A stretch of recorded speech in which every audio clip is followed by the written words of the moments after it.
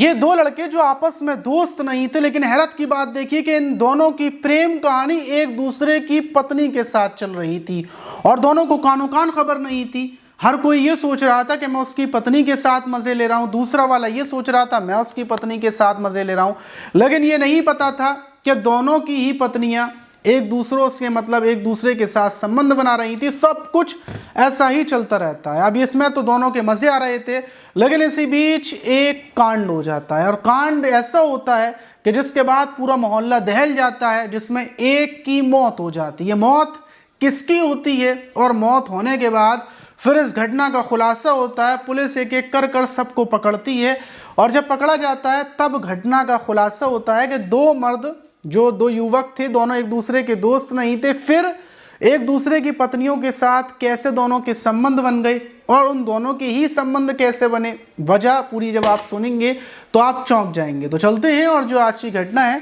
उसको शुरुआत से जानते हैं आखिर तक। तो दोस्तों, मेरा नाम माज है। उम्मीद है कि आप सब अच्छे होंगे, सुरक्षित होंगे। और जो आज की घटना है वो उत्तर प्रदेश के मेरठ के कनावनी गांव की है।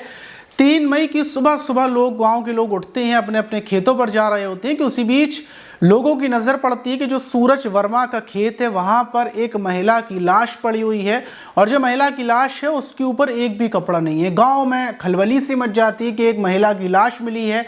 अब गांव में लाश मिली है तो ज़रूर गांव की ही कोई महिला होगी।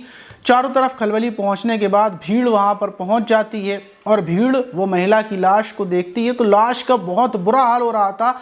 देखकर लग रहा था कि महिला के ऊपर किसी धारदार हथियार से ताबड़तोड़ हमले किए गए हैं और जो खून था वो पूरे खेत में 100 मीटर के दायरे में था। देखकर साफ लग रहा था कि महिला ने अपनी जान बचाने की तमाम कोशिश की होगी, वो भागी होगी, उसने हाथ चलाए होंगे तो हाथ चलाने में कुल्हाड़ी इधर भी पड़ी है उधर भी पड़ी है और आखिर में महिला की हत्या कर दी गई। लेकिन हत्या करने से पहले महिला के साथ संबंध बनाए गए होंगे क्योंकि महिला के शरीर पर एक भी कपड़ा नहीं था।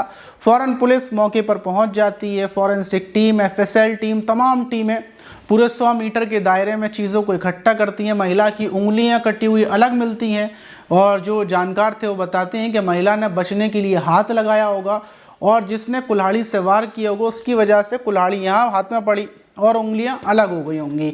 ऐसे कर महिला की हत्या की गई है। अब इस हत्या की लाश मिलने से चारों तरफ तो खलबली थी, लेकिन उसी बीच में ही रोता धोता बीच में मोनू पहुंचता है अपने 2 बच्चों को लेकर और वो बहुत ज़्यादा रो रहा था क्योंकि 2 मई को उसकी पत्नी गुलफ्शा घर से निकली थी, लेकिन उसके बाद लौट कर वो वापस नहीं आई थी और किसी ने उसको खबर कर दी थी कि तुम्हारी पत्नी गुलफ्शा की बॉडी वहाँ पर पड़ी हुई मिली है। और ये मोनू रोता हुआ, दहाड़े मारता हुआ अपनी पत्नी की लाश के पास पहुँच जाता है। पुलिस से बोलता है ये तो कल निकली थी, ये सब इसके साथ किसने किया। वो रोते रोते बेहोश होकर गिर रहा था क्योंकि वो अपनी पत्नी और 2 बच्चों के साथ रहता था। पुलिस उससे बोलती है कि तुम्हारी पत्नी कितने टाइम गई थी। वो पुलिस को बताता है कि बच्चों की किताबें लेने के लिए शाम के टाइम, जो दोपहर और शाम का बीच था, तब निकली थी, लेकिन उसके बाद ये लौट कर वापस नहीं आई थी। मैंने इसको सब जगह देख लिया था, ये नहीं मिली, तो मुझे ऐसा लगा शायद ये किसी रिश्तेदार के यहाँ पर होगी और मैंने 3 मई की सुबह मुझे ये खबर मिल गई। पुलिस अब जो बॉडी थी उसको उठाकर पोस्टमार्टम के लिए भेज देती है। पुलिस के लिए बड़ा सवाल था कि आखिर गुलफ्शा की हत्या किसने की। पुलिस गुलफ्शा के नंबर को सर्विलांस पर लगाती है कि आखिरी बार गुलफ्शा ने किससे बातचीत की थी, किससे फ़ोन किया था। और दूसरी चीज़, गुलफ्शा का जो फ़ोन था जो वहाँ पर पड़ा हुआ मिला था, उस फ़ोन को लेकर चेक करने में लग जाती है। लेकिन जब पुलिस गुलफ्शा के फ़ोन को चेक करती है तो उसमें पुलिस को एक वीडियो मिलता है और जो वीडियो था वो वीडियो गुलफ्शा के पति मोनू का था और मोनू किसी और महिला के साथ संबंध बनाते हुए उसका आपत्तिजनक वीडियो था। वो वीडियो देखने के बाद वो पुलिस फ़ौरन वो वीडियो मोनू को दिखाती है। मोनू से पूछती है कि भाई ये तुम्हारा वीडियो गुलफ्शा के फ़ोन में कैसे आया। मोनू हैरान हो जाता है और बोलता है कि गुलफ्शा ने मुझसे तो कभी नहीं कहा इस वीडियो के बारे में और ये जो मेरी ये प्रेमिका थी उसके साथ मैंने ये वीडियो बनाया था और शायद गुलफ्शा ने मेरे फ़ोन से निकाल ली होगा। पुलिस का शक मोनू के ऊपर जाता है कि शायद तुमने ही इस वीडियो की डर की वजह से गुलफ्शा की हत्या की हो। वहीं पुलिस को गुलफ्शा के फ़ोन में एक नंबर भी मिलता है जिस नंबर पर लास्ट टाइम कॉल की गई थी। पुलिस ने उस नंबर के बारे में पता करती है और पता चलता है कि जो गुलफ्शा का घर है उससे 3 घर छोड़कर ही एक सोनू नाम का शख्स रहता है जो शादीशुदा है। उससे गुलफ्शा की बातें होती थी, वो गुलफ्शा का प्रेमी था।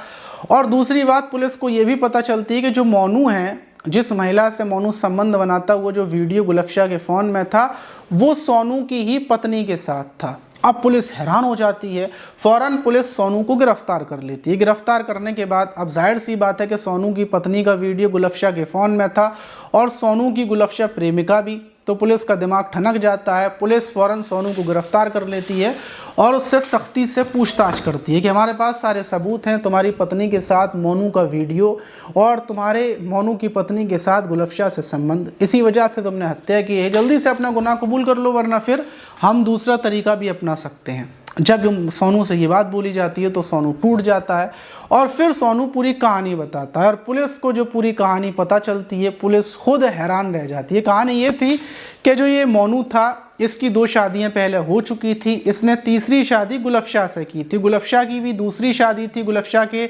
2 बच्चे हैं और गुलफशा की शादी होने के बाद ये मोनू के साथ रहती थी।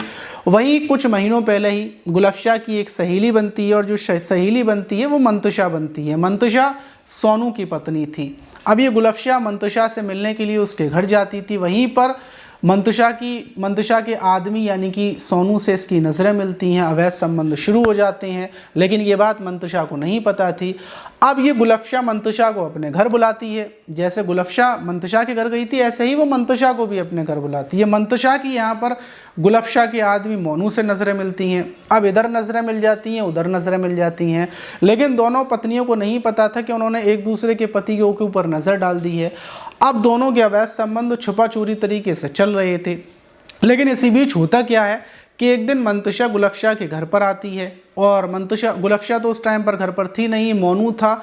तो मोनू मंतुषा के साथ संबंध बनाता है और संबंध बनाता हुआ फ़ोन में वीडियो बना लेता है। अब वो वीडियो अब इसके फ़ोन में था। गुलफशा फ़ोन अच्छे से चलाना जानती थी, वो जाती है, इसने डिलीट किया होगा। वो वीडियो डिलीट होने के बाद रिसाइकिल में पहुंच गया था, कूड़ेदान जो होता है वहाँ से ये डिलीट नहीं कर पाया था। वहाँ पर गुलफशा ने ये वीडियो देख लिया। वीडियो देखने के बाद उसने अपने पति से कुछ नहीं बोला, क्योंकि बोलती तो मामला ख़राब हो जाता। वो वीडियो अपने फ़ोन में ले लेती है और लेने के बाद फिर वो सोनू को वीडियो दिखाती है और बोलती है कि देख, तू सोच रहा था कि तू मोनू की पत्नी के साथ मज़े ले रहा है, लेकिन मोनू भी यानी कि मेरा पति तेरी पत्नी के साथ मज़े ले रहा है, ले देख वीडियो।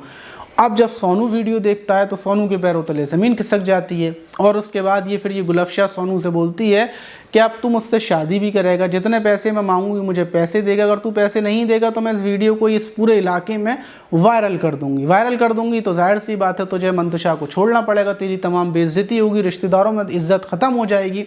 सोनू टेंशन में आ जाता है, क्योंकि भाई जो गुलफशा है वो तो यहाँ पर किराए पर रहने के लिए आई है, वो यहाँ पर बचपन से रह रहा है, पूरे इलाके में उसकी इज्जत है, बाप दादा यहाँ पर रहते हुए आ रहे हैं। तो वो टेंशन में चला जाता है और टेंशन की वजह से वो सोचने लगता है वो क्या करे और आखिर में वो फैसला करता है कि अगर वो गुलफशा की हत्या कर देगा, फिर उसके फ़ोन में से वीडियो डिलीट कर देगा, ये फ़ोन को तोड़ देगा तो बात ख़त्म हो जाएगी। और ये 2 मई की रात के टाइम ये गुलफशा को तमाम बहाने देता है, प्यार की मतलब कसमें वादे देता है और बहाने से खेतों में मिलने के लिए बुला लेता है। पहले ये क्योंकि जो खेत था सूरज वर्मा का वो बहुत ज़्यादा दूर था, आउट इलाके में था, तो वहीं पर इसको पता था चीखों की आवाज़ मतलब अंदर तक तो जा नहीं पाएगी आबादी तक, तो ये वहाँ पर संबंध बनाता है। फिर उसके बाद जो कुल्हाड़ी वहाँ पर छुपा कर रखा था, कुल्हाड़ी से वार करता है, क्योंकि इसने कपड़े हटा दिए थे तो इसको पता था कि वही जान बचने के लिए भागेगी, लेकिन इतना नहीं भाग पाएगी। कुल्हाड़ी से वार करता है, गुलफशा बचने की कोशिश करती है और इसी बचने में क्योंकि रात का अंधेरा था और खेत जैसी जगह, तो फ़ोन जाकर गिर जाता है। अब इसने हत्या कर दी। उसके बाद ये गुलफशा का फ़ोन ढूंढता है कि फिंगर लगाकर लॉक खोलेगा ये फ़ोन को तोड़ देगा, लेकिन खेतों में इसको फ़ोन मिलता नहीं और टेंशन में ये वहाँ से भाग जाता है। भागने के बाद अपने घर आ जाता है। दूसरे दिन पुलिस को बॉडी मिलती है और पुलिस ऐसे कर इस घटना का खुलासा कर देती है। घटना के खुलासे के बाद हर कोई हैरान है कि मतलब 2 युवक एक दूसरे की पत्नियों के साथ संबंध बना रहे थे, किसी को भी कानूकान खबर नहीं थी, लेकिन जब इसका भंडा फूटा तो एक कत्ल के साथ फूटा। अब आप सोच सकते हैं कि मतलब अगर अवैध संबंध में आप मज़े ले रहे हैं तो कभी भी कुछ भी हो सकता है। आप इस घटना पर क्या बोलना चाहेंगे कमेंट बॉक्स में ज़रूर बताइएगा। मिलते हैं किसी और वीडियो में, जब तक के लिए अपना ख्याल रखें, सुरक्षित रहें, सावधान रहें।